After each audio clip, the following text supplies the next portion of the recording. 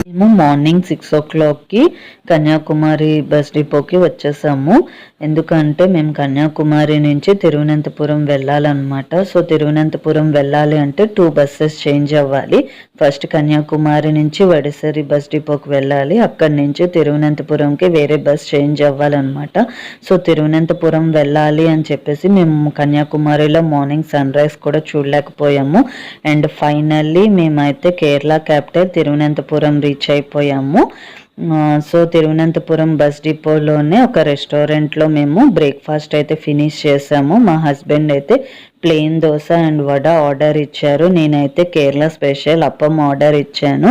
So అప్పంతో వాళ్ళు veg curry non veg curry అని అడుగుతారు. నేనైతే వెజ్ కర్రీ ఆర్డర్ ఇచ్చాను. అండ్ ఇది వచ్చేసి పద్మనాభ స్వామి టెంపుల్ అండ్ ఇది వచ్చేసి కోనేరు అనమాట. నేను పద్మనాభ స్వామి టెంపుల్లో కూడా వీడియో ఏమీ షూట్ చేయలేకపోయాను.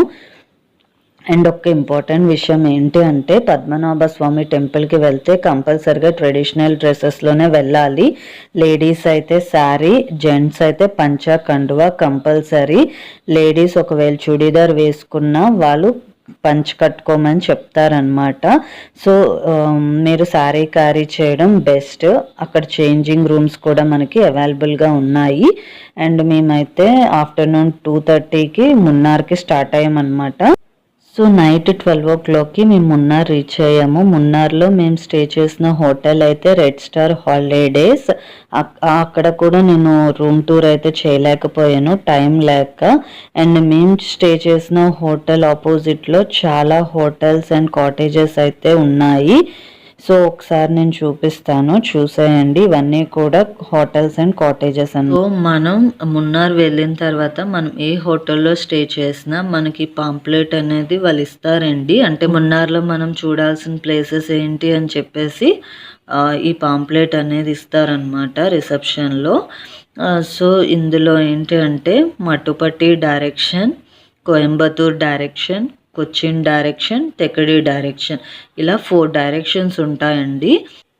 సో మున్నార్లో మనం ప్లేసెస్ అన్ని కవర్ చేయడానికి మనకైతే 3 ఆప్షన్స్ ఉంటాయి. ఫస్ట్ వచ్చేసి స్కూటీ రెంట్కి తీసుకోవచ్చు, సెకండ్ వచ్చేసి ఆటోలో వెళ్ళొచ్చు, అండ్ థర్డ్ వచ్చేసి ట్యాక్సీలో వెళ్ళొచ్చు.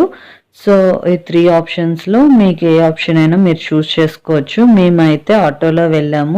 సో ఎందుకంటే మాకు ఆటోవే బెస్ట్ ఆప్షన్ అనిపించింది. సో అందుకని చెప్పేసి మేము ఆటోలో వెళ్ళాము. అండ్ కన్వీనియంట్గా ఉంటుంది కూడా ఆటోలో అయితే.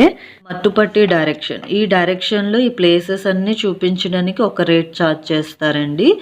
కోయంబత్తూర్ డైరెక్షన్లోని ఈ ప్లేసెస్ అన్నీ చూపించడానికి ఒక రేట్ ఛార్జ్ చేస్తారు. అలాగే కొచ్చిన్ డైరెక్షన్లో ఉన్న ఈ ప్లేసెస్ అన్నీ చూపించడానికి ఒక రేట్ అనమాట. టెకడి డైరెక్షన్లోని ఈ ప్లేసెస్ చూపించడానికి ఒక రేట్ ఛార్జ్ చేస్తారు. మేమైతే మట్టుపట్టి డైరెక్షన్లోని ప్లేసెస్ అన్నీ చూపించడానికి మాకైతే 1500 తీసుకున్నారండి ఆటో వాళ్ళు. మేము బార్గెన్ చేసాము, అయినా సరే వాళ్ళు తగ్గలేదన్నమాట. ఎందుకంటే మేము వెళ్ళింది వీకెండ్ టైంలో అనమాట. సో అందుకని చెప్పేసి వాళ్ళు అస్సలు తగ్గించలేదు. ఒక ప్లస్ పాయింట్ ఏంటంటే మనం ఏ ప్లేస్లో విజిట్ చేసినా అక్కడ మనం ఎంత టైం స్పెండ్ చేసినా వాళ్ళు ఏమన్నారు, సార్ ఏంటి ఇంత టైం స్పెండ్ చేస్తారు, ఇంకా మిగిలిన ప్లేసెస్ చూడాలి కదా సార్, టైం అయిపోయింది కదా అని చెప్పేసి వాళ్ళు అన్నారు. వాళ్ళు ఫస్టే చెప్పేస్తారు, మీ ఇష్టం అండి, మేము ప్లేస్కి తీసుకెళ్తాం, మీరు అక్కడ ఎంతసేపు టైం స్పెండ్ చేసినా మాకు ప్రాబ్లం అయితే లేదు అని చెప్పేసి వాళ్ళు చెప్పేస్తారు. అండ్ కోయంబత్తూర్ డైరెక్షన్లో మేమైతే టీ మ్యూజియం చూసాము అండ్ ఎర్వికులం నేషనల్ పార్క్ చూసామన్నమాట. అండ్ ఒకటి ఎర్వికులం నేషనల్ పార్క్ నుంచి మనకి అన్నముడి వ్యూ పాయింట్ అనేది కనిపిస్తుంది. కాకపోతే మేము వెళ్ళే టైంకి ఏంటంటే ఫుల్గా క్లౌడ్స్ ఉన్నాయన్నమాట, అంటే ఫాగ్ ఉంది బాగాన. సో అందుకని అన్నముడి వ్యూ పాయింట్ అయితే మేము చూడలేకపోయాము. అండ్ నెక్స్ట్ వచ్చేసి కోయంబత్తూర్ డైరెక్షన్లో ఆ 2 ప్లేసెస్ చూసాము.